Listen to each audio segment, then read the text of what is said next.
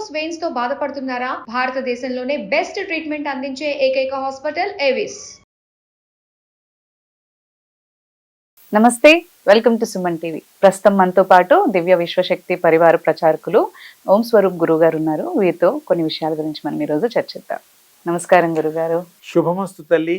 గురుగారు, నాకు ఒక సందేహం. మామూలుగా చనిపోయిన వ్యక్తుల్ని మనకి అంత్యక్రియలకి తీసుకెళ్లేటప్పుడు భగవద్గీతని ప్లే చేస్తుంటారు. అక్కడ పాట అనేది భగవద్గీత తోటే పాట స్టార్ట్ చేయడమే అప్పుడు స్టార్ట్ చేస్తారు. అసలైతే ఇప్పుడు అంటే నార్మల్గా తెలిసిన వాళ్ళకి ఏంటంటే నిత్య జీవితంలో అది చదువుతూ దాన్ని పాటించడం అనేది వింటూ ఉంటాం.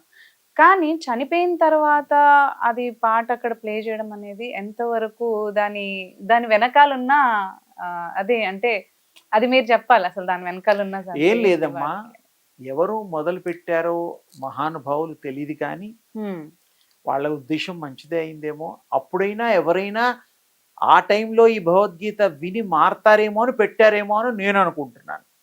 కానీ అలాంటప్పుడు భగవద్గీత అనేటువంటిది ఎవరికి అర్థము కాదు. ఎవరి ఏడుపుల్లో గోల్లో వాళ్ళు ఉంటారు.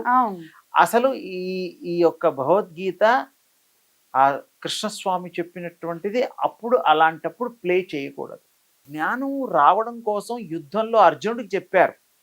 ఈ భవబంధాలని వదిలించేసుకొని అసలు విషయం గురించి ఆయన 18 అధ్యాయాలు అవి ఇవి చెప్పడం జరిగింది. అది జ్ఞానబోధ చేశారు. ఇక్కడ వీళ్ళు పెట్టడం వల్ల వీళ్ళకి ఎవరు బోధ చేస్తారు, ఎవరు చేస్తారు అనేటువంటిది మనం ఆలోచిస్తే అలాంటిది ఏమీ జరగదు. అది ప్లే చేయకూడదమ్మా. భగవద్గీత ఇలాంటప్పుడు ప్లే చేయకూడదు. ఇంట్లో వెళ్ళండి, 10 మంది పండితుల మధ్యలో ఫంక్షన్స్లో అట్లా పెట్టుకోవచ్చు, తప్పులేదు. అది మంచిది. సాక్షాత్ కృష్ణ భగవానుడు గీతాచార్యుడు చెప్పినటువంటిది, తప్పులేదు. ఇది ఎవరో మొదలు పెట్టారు, ఏదో అది నడుస్తూనే ఉంది. బట్ అది అంత సరి అయింది అవునని నేను అనుకోవడం లేదు. నా వ్యక్తిగత అభిప్రాయం. అది మీరు విడిగా వినొచ్చు, చెయ్యొచ్చు, పాటించవచ్చు, అర్థాలు తెలుసుకోవచ్చు, ఇతరులకి బోధించవచ్చు, మెళుకువలు చెప్పచ్చు. అందులో జ్ఞానయోగం ఉంది, క్రియాయోగం, అన్ని లేనివే ఉన్నాయి. అందులో ఉపాసన సంబంధించింది ఉంది, మనుషులు ఎలా ప్రవర్తించాలో ఉంది. అప్పుడు చనిపోక ముందు గనక ఇది వినిపిస్తే వాడు బాగుపడి బాగుండడానికి వీలవుతుంది, జీవితాన్ని మార్చుకోవడానికి వీలవుతుంది, జీవిత పరమార్థం తెలుస్తుంది. బతికున్నప్పుడు చెప్పి వాడికి వినిపించగలిగితే. పోయిన వాడికి పాపం ఎలాగో పోయాడు. ఉన్నవాళ్ళు కూడా ఆ టైంలో వినేటువంటి పరిస్థితి ఎంతవరకు సమంజసమో మరి నాకు అర్థం కాల. విడిగా దానికి బాగుంటుంది. భగవద్గీత క్లాసెస్ అని పెట్టండి, తప్పులేదు. దాంట్లో రహస్యాలు చెప్పండి. ఈ బ్రతుకు తెరువు పనికొస్తాయి, యోగ మార్గానికి పనికొస్తాయి. భగవంతుడి యొక్క విశేషమైనటువంటి ఆ జ్ఞాన సంపదని మనం అంతా తీసుకోవచ్చు, పాడుకోవచ్చు, గ్రోలొచ్చు భక్తిని. ఇప్పుడు చనిపోయినప్పుడు ప్లే చేయకూడదు అని అంటున్నారు. అంటే ఏ సిచ్యువేషన్స్ లో మనం అంటే మిగతా ఏ సిచ్యువేషన్లు అయినా మంచి శుభకార్యాలప్పుడు, పూజా కార్యక్రమాలప్పుడు చేస్తే మనకి దాని మీద విడిగా కూడా పెట్టి వినొచ్చు, తప్పులేదు. ఆ కృష్ణుడు చెప్పినట్టుగా భావించి మనం వినొచ్చు. ఈ విషయంలో మనం శ్రద్ధ వహించాలి. మరి ఎవరు ఈ ప్రశ్నించడం లేదు, వారి ఇష్టం. పోనీ అలా కూడా వినడానికి కూడా మరి కొంతమంది వింటున్నారేమో, మరి వినివ్వండి. మరి వద్దనడానికి ఎవరికి ఆ యొక్క రైట్స్ లేవు. మనమంతా స్వేచ్ఛా జీవులం కాబట్టి ఇంకేమైనా ఇంకా కొద్ది రోజుల తర్వాత ఇంకేమైనా పెట్టచ్చు. భగవద్గీత లాంటివి ఇంకేమైనా కూడా ప్రవేశపెట్టచ్చేమో. మామూలుగా ఆ టైంలో వినడం వల్ల శోక సముద్రంలో ఉండే వాళ్ళకి అప్పుడు రియలైజేషన్ కావడం అంతగా కాకపోవచ్చేమో.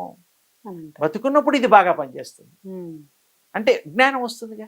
ఏ రకంగా ఉపయోగపడుతుంది అంటారు గురుగారు? మనిషి బ్రతుకు తెరువుకి ఎవరిని ఎలా అర్థం చేసుకోవాలి, అందులో గుణాలు ఇవన్నీ ఎన్ని ఉన్నాయండి. అందులో మనిషి జీవన విధానానికి, భగవంతుడి సాన్నిధ్యం చేరుకోవడానికి, సత్సంబంధాలు పెంచుకోవడానికి, మిమ్మల్ని మీరు అర్థం చేసుకోవడానికి, ఏది సత్యము, ఏది అసత్యము, ఏది పాటించాలి, ఏది పాపము, ఏది పుణ్యము, ఎన్నో విషయాలు ఉన్నాయి అందులో.